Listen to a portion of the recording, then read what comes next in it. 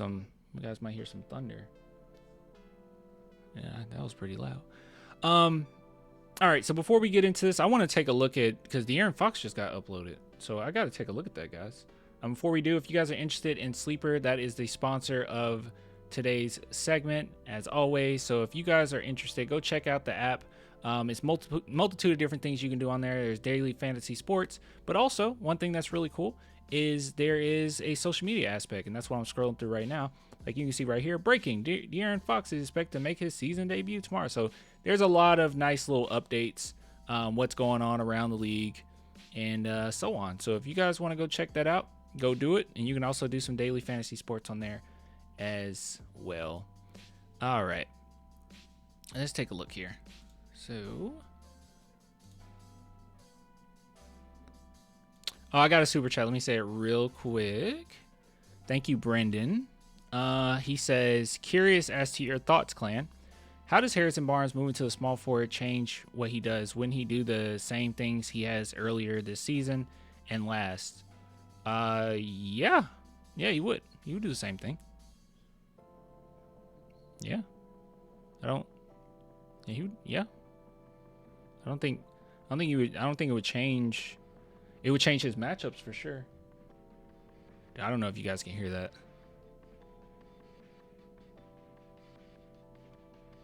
Yeah, it would change his matchups for sure. All right, let's see here. More than likely it would.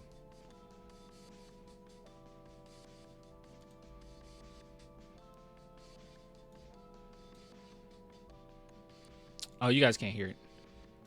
There gotta be a way for me to...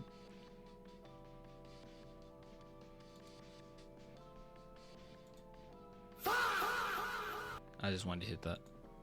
What if I just get rid of this? All right, let's listen. I got out here, but there's definitely rust. I mean, I haven't played a game since March, and then I actually didn't play full court all summer. So my first time really playing full court was 2 weeks ago. I think it's the first time we did it. So there's definitely rust there, but happy to come out here and help my team win. How did it feel completely rustless when you did, like, I think it was 15 points in 3.5 minutes or so in the second quarter there? What was that like from where you were? I mean, I'm good at basketball, so I mean, like, you can still have rust and like be able to do that. But I think there was one part of this game where I thought he got really chippy. It was so random. He got so chippy. Do you guys know what I'm talking about? I think it was in the second quarter. He got real chippy. I remember somebody said, somebody was like, DeAaron dude, it is raining so hard right now. Hi, Sumi. How you doing? Yeah, it's storming. But I saw somebody last year and they were like, dude, like, I gotta take that message on there. Oh my God, that's a long message. I gotta take the message option off. I'm sorry. It's too much. It's way too much. But somebody was like, he's very unlikable. And I'm like, kind of, yeah, because he comes across as a little like cocky. Just is what it is. Chipsby? What? I'll take a look at the super chat in a minute, Brendan.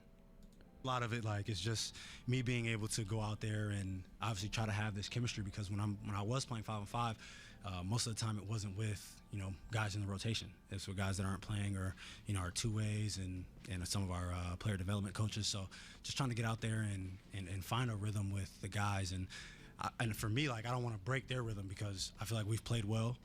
Obviously being 6-2 through 8 games, like, you've played well. So for me, it's just go out there and try to help the team win. How tough was it going through that? You see them start 5-0 franchise. No, I love Fox. He's super likable. I was just saying that I understood somebody that would say they don't really like Fox, like how he comes across. I don't think he's a jerk. I don't think he's a bad person, but he definitely comes across like a matter of fact, I'm that guy, but in a, like, not even a smug way. I don't know how to explain it. Somebody would have to explain it. It's kind of like a JJ. I mean, JJ Redick is pretty unlikable, but it's like JJ Redick. I think it's his cadence. I think that's what we came down to. It's his cadence of speaking. It's like you came from Duke. That's Where did Fox go to college? Record, how tough was it? I mean, it wasn't tough Was it for me Texas? because Where did you go to college? when I first got hurt, and it's like, oh, it could be this long or it could be this long.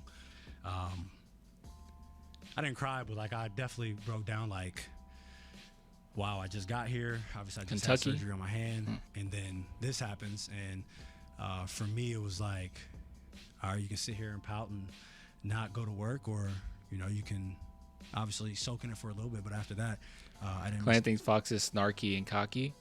A little bit, but that's okay. I don't dislike Fox personally. I was just saying I understood other people that would dislike Fox. He's fine. He's fine. He really enjoys his time on the court, and he gives. All I care about is what you do on the court, and if there's nothing crazy going on off the court. When you start getting in the category of like, I really love this player, not many people can reach that bar for me, right? It's just certain guys you just can't reach that bar. Here, you guys are gonna hate me for this. Personality-wise, Tim Duncan. I never loved Tim Duncan. I never just loved Tim Duncan. I loved Tim Duncan, but I didn't love Tim Duncan. Manu Ginobili, I loved Manu. Like, it was like I could. He's like my Michael Jordan, like there's nobody touching somebody like that. Derek White, I just really love Derek White. Like everything, I think everything just has to click. The effort, the play style, the defense, the personality. Like these are guys that I just really love, right? I'm crazy about these players. Fox is one where I love him because of what he brings, and he's a Spur and he wants to be here, and I love how he got here and how he carries himself on the court and him as a teammate and everything. I like all of that. But yeah, I don't know. I think it just depends. Sohan is cocky and Clan loves Sohan. Well, yeah. Like I said, you can be cocky, but I can still like you. I guess I would have to really think about why there's certain players I really like. But Sohan's just kind of nasty. But Sohan also keeps his head down. Like as cocky as he is with certain stuff, on the court he is just nasty. He's just like unmoving. Like you can foul him extraordinarily hard and he's just like, it didn't do anything to me, right? I mean, even today we had a scuffle. People don't like Sohan. We had a scuffle today when they were trying to take the ball from him. He couldn't do anything. He was dragging Sohan around everywhere. He's like, this is my ball. Like that type of player I just really love. I love those types of players. But he does keep his head down. He respects the game. He respects the game. But yeah, I don't know. I don't know what it is. Sohan's cocky for a 10-point per game player. No. So Sohan isn't. I don't know. Sohan is a troll. That's what I'll call Sohan. He's a troll. He tries to get underneath your skin. I wonder how much of that is cockiness and how much is that just loving trolling people. I'm sorry. We need to get through this. I'll think more about it, but players that I love on this team, like outside of just, I love this player. I really love this player. I would say Wembanyama, Jeremy Sohan. I'll probably put Steph Castle in that role too, because I do love everything about Steph Castle. I have to think about it. Cornette.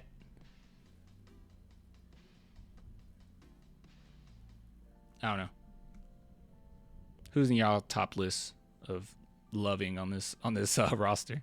Today I didn't go on vacation. Harper. Yep. My China tour and all of those things, but and even like my guy and my wife was like, this is the most locked in that they've seen me. So for me, it was just try to be healthy and try to get back out there. And obviously, you don't want to get out there too early. And his wife played ball, right? Reese Barnes. I love Barnes, but I don't love Barnes. You said Wemby, Sohan, Castle, Cornette. Okay, so you agree with me then. Re-hurt yourself, but I wanted to make sure my body was right. There's tiers to this. Tough, as far as my likability, my personal likability. Push yourself to come back a little early. Absolutely, and for me, it was just being able to or for me, it was trusting in the staff. Trusting in. Well, you know what? The funny thing about it is like Keldon Johnson, everything but the defense, I guess. I do love Keldon Johnson, like personality-wise, with his effort. I guess it's just been all these years of like weird decisions he's made on the court. But now in this new role, I think by the end of the season he'll be in that category too. Yeah. Waters? Nah, not yet. He hasn't made it on that list for me yet. Say it again, Clan. Keldon Johnson? Yeah, Keldon Johnson. I've always loved his personality and his effort. It's just been his play style where I'm just like, I can't just be like crazy about this player. But yeah. Oops. For this, most of the times the staff is going to go out and talk to specialists and things of that sort. So for me, it was just trusting everything that they were doing. Obviously, those are the professionals. Those are the ones that see these types of injuries. So for me as a player and as a competitor, obviously I want to get out there, but I'm listening to them, and they have the best interest for me because obviously I signed a contract to be here long term. So they want to protect the asset and make sure the asset is ready. When I'm out there. So for me, it was just trusting the process. And, I feel like we did a great job this summer and, up in Harrison Ingram is your guy? That's kind of sad. The early parts of the season. Go ahead, Matt. You mentioned that you hadn't had a chance to run with the rotation guys yet. How did it feel tonight? I don't think you started a game with Steph last year at any point. No. How did it go tonight? I think it was good. I mean, obviously there are stretches that we need to be better, and you look at the box score. I think 22 in the first quarter is obviously good, but there was a point where we could have probably had them under 20, and then we give up 2 threes in the last minute and 30 of the quarter, and then 27, good quarter, but there's the 36 and the 34 that you look at it and you scratch your head, and if we gave up 30, which is technically still a bad quarter. That's how much. What Trey Murphy? How much does he make every year? I've been wanting Trey Murphy for a minute, bro. What's his contract looking like? Everyone wants Trey Murphy. Yeah, everyone wants Trey Murphy. God, what would you give up for Trey Murphy? I feel like I would give up quite a bit. I would give up quite a bit for Trey Murphy. Yeah, they're not gonna give him up. I want Herb Jones too. I'll settle for Trey. 10 points taken away from them, and that's 109, and you're looking at like y'all could be one of the best defensive teams in the league. So for this group, it's just those little things, those small details that can take you from being a really good team to a good team to a great team or just to a bad team, and we're trying to figure that out. DeAaron, a couple of things. So when that second quarter came, people forget how good DeAaron Fox was, and that's unfortunate. You saw how many people, man, I don't know if you guys noticed how many people were getting on to me when I said I feel like he's a top 5 point guard. They were like, top 5? How could he be top 5? Right? And I understand it. There's plenty of point guards that you would throw ahead of him. Okay, that's fine. But I don't think the gap between point guards is as significant as some people make it out to be in that top. Once you get out of the top 3, I don't think it's as big of a gap as people make it out to be. But they forget how good Fox was just a couple seasons ago before his injury. Dude was ridiculous. Much of that was a shift in mindset, after maybe getting back in the groove in the first quarter and then going on that burst in the second quarter. And then the second question is the late bucket that helped seal it. Ja is out? What happened with Ja?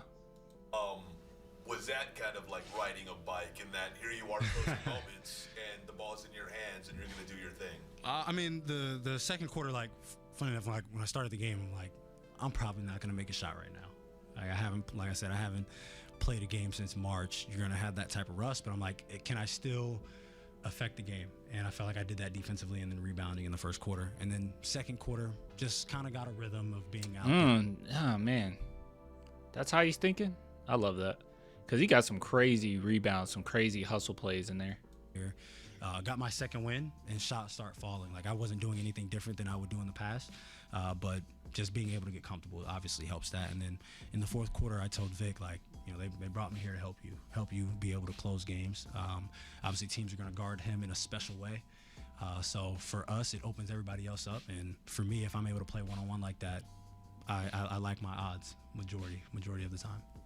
Talking about Vic, is it getting easy? That's pretty dope.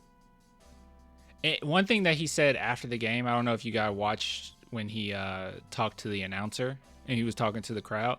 One thing that he said was like, I'm here and we're here to make sure Wemby becomes the greatest of all time. Like, I think it's so cool that there's so many players that just want to be a part of it because they recognize how special this can be and they want to build this person up. There's no hating.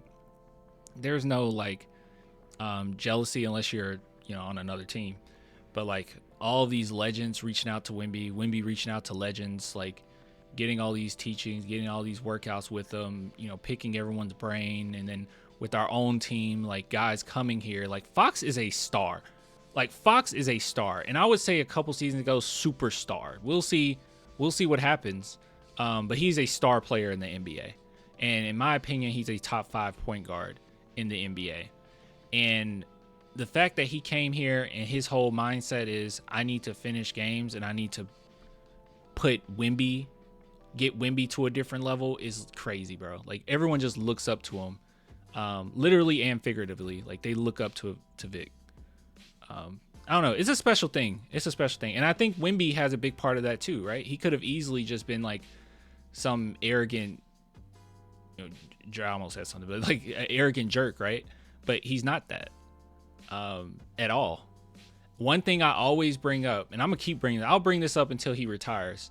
One of the most telling things that Vic did that I was just shocked by was the fact that Don Barlow, undrafted player that the Spurs picked up, he did an interview and they asked him, what was it like? What has it been like working out with, a rookie Wemby? And he said Wemby came up to him and asked him so many questions about his game, about how things work, about the system. He asked him so many questions, and Don Barlow was like, you're Victor Wembanyama. Like, do you recognize how big you are in the world right now? And you came to me, an undrafted player, and you want to pick my brain, and you're like, I don't know. I just think that that's something special about it. It takes a certain amount of humbleness to do that. And that's just something we haven't seen from other people that even close to the type of talent that Wemby is. We don't see that. Easier to play alongside with. Not many people are close to Wemby's, but like, yeah, even you're a few tiers down. Like, if you come into the league and you're going to be a star/superstar, that type of humbleness is just not easy to find. So I think his personality makes it where people want to help him, right? It's like, okay, I'm gonna make a super nerdy reference because Fox is also a Dragon Ball fan, but I'll do it after this answer. Him, or is it still a work in progress? And it's still... I mean, it's obviously still a work in progress. I mean, this is only our 6th game playing together, so that's still a work in progress. But I think we help each other and we complement each other, and even with like Steph, I feel like it opens up for them as well. During the course of the first half, like Herb is picking me up at half court and I don't even have the ball, so I'm trying to tell them to continue to be more aggressive. There's no reason for me to bring their best defender in the action if we don't have to, and y'all are playing against, I guess, lesser defenders. Like, I mean, he's an all defensive team caliber player. So with that, just use my gravity, use the space that we have, and if we have to play a 4-on-4 with the players that we have, and I'm not there, and their best defender's out, I like our odds. What are your early observations on? Okay, I'm gonna make my nerd reference. I love Fox's answers. I'm gonna make my nerd reference now. When it comes to Vic and a lot of people trying to help him, and even Fox coming out and saying I want to help him, it reminds me of, oh God, I'm gonna look like a nerd. I am a nerd. That's okay. It reminds me of Goku in a way. If you guys recall, if you grew up with Dragon Ball, like I don't have to say like, do you know who Goku is? Like everyone knows. But if you recall Goku's fight with Vegeta, it's like one of the biggest fight of the series. One of the biggest fights of the series. It isn't the biggest fight, but it's one of the first big fights of the series. It's huge. It's a big deal, monumental, whatever. Goku wasn't stronger than his opponent. I'm getting somewhere with this. He wasn't stronger than his opponent, and he actually lost to him, right?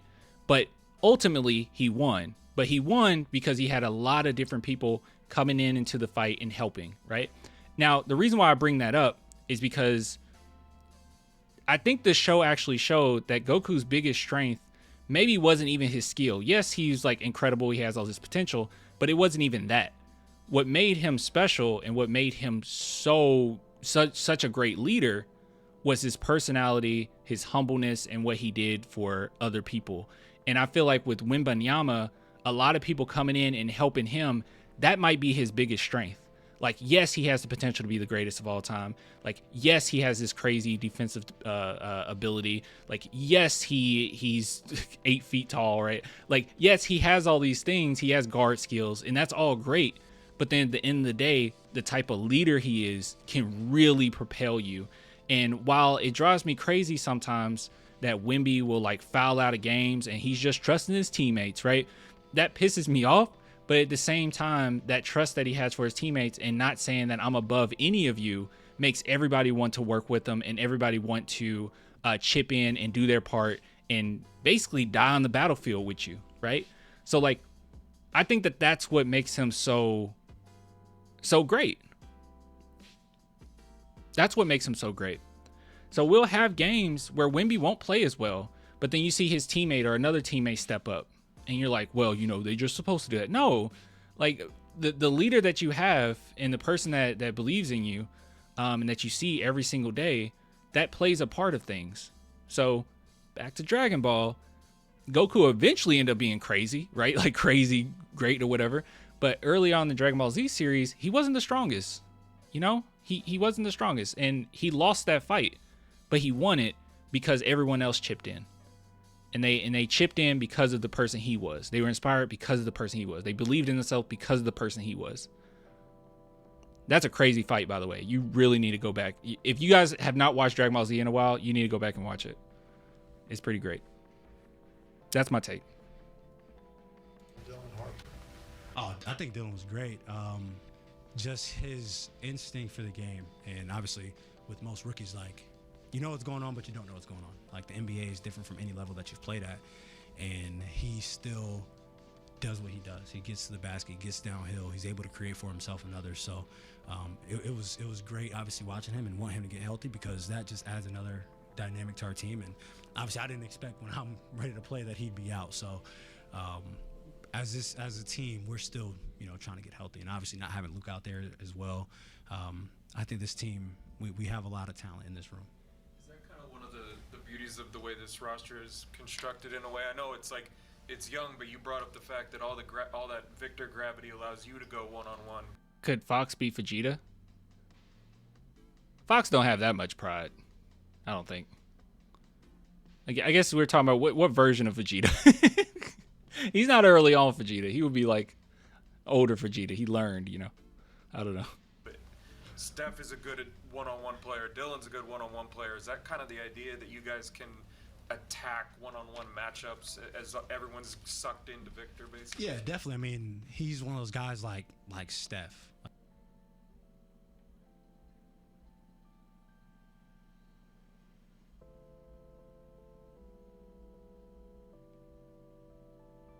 I'm sorry. I was trying to see what the heck are we talking about in the chat right now. Adrian, that's sickening, bro. She probably thinks you're a good guy and you're joking about her getting BBLs. What? Oh, he said Becky got a BBL? What? I thought this was like, I'm gonna be honest with you guys. I thought this was some tea. Like, I was like, dang, what's going on? I thought Adrian was like spilling out like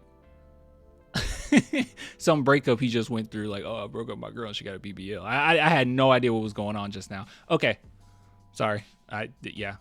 Like, or Steph Curry. There's not a lot of people like that just have that type of gravity when they don't have the ball. And Vic is one of those guys, and he opens it up for everybody else. And we talked about it before. Like, we have a lot of guys that just a little foolishness going on. It's okay. But where we are going to be really good is when we create shots for others, because you're such a good one-on-one player. You get by your man, someone helps, and now we're keeping teams in rotation. So that definitely adds a dynamic to our team. And we have a lot of guys who are good one-on-one, but are also unselfish. So it makes playing the game easier, especially when we have a rhythm going offensively. And when we're getting stops, I think it's extremely hard to stop us. What have you seen from Steph Castle as a playmaker, especially. If the Spurs can clean up the offense, there's not one team on the planet that can beat them. I'm a little worried about the Thunder. It's gonna be a while before we have to play them, so we'll be pretty polished by then. But I am worried about the Thunder guys because I think one of the biggest weaknesses that we have as far as defensively, because we're just running guys off of the 3-point line, is the mid-range shot, the mid-range area. Like, I think a lot of teams that's pretty open a lot of times. And unfortunately, they're a mid-range team. They're a good mid-range. They have a player, a superstar, that's really great in the mid-range. So that's one thing that worries me a little bit about OKC, where we won't. In other words, I don't think we'll be able to solely rely on our defense, as a lot of these other games, I feel like we've mostly relied on our defense, with our offense being a little shaky, But I think by that time we'll be better offensively, so it might not matter. These last few games, Yeah, Coach almost talked about 30 assists in 2 games. I was like, Coach said he's been making the simple reads. So I guess how has he been doing that, and how do you help simplify his game even more? yeah, I mean, I think that's just with learning and understanding the game. Like, whenever you play your first year, obviously most of the time things are moving fast. Guys are longer, guys are more athletic. But as That's true. Sohan has given SGA fits in previous matchups. That's true, but he's not on them all the time. But you're right. Like, his percentages against Sohan has not been great. So there's that. continues to slow down for you. And we have more. I think we have a better defensive team overall than in the past too. So yeah. As you play more games, as you're getting older, it just you see the simple things. Sometimes the simple things were there, but when you were younger, you were probably moving too fast, or thinking to score first. And Steph has a great balance in that, and he's continuing to get better at it. And I mean, you play a game like that, I think it's hard for us to lose. We're in a team where anybody can bring the ball down, like especially Vic. Like, he gets a rebound, he wants to go. So especially with the way I don't think we saw that a lot this game. This last few years, how are you adjusting your identity, like as a point guard, and how do you feel like your game is going to grow over the course of this year? By the way, whatever he says, I really do think that they're going to have the ball in his hands a little bit more going forward. Maybe not in the next game, but maybe after the next couple games. I mean, I think it's easier. Like, I tell them all the time, it's hard to score when there are 10 eyes on you at all times. So when I'm bringing the ball down the court and there are 5 people looking at me, that's probably the hardest time it is to score. So me being in the corner or coming off of a pin down or playing off a closeout makes it 10 times easier for me to put the ball in the basket than it is to come down every time 5 guys are looking at you. July, who told you about my BBL? Who leaked that? Who leaked that information? When you try to go score. So that's the beauty of our team, because we have got Carolina? She leaked it? It was you?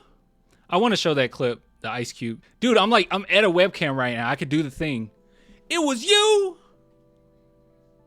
It was you. There we go. That's my acting. And it was still better than Ice Cube. that can do it. But whenever you're playing off of a closeout, it makes the game that much easier, and that's why we're preached the way that we play. Thank you, DeAaron. Appreciate it. Good stuff, huh? Yeah, you need to watch War of the Worlds. The new one is so bad. It's so bad. Swishio did it. It was you.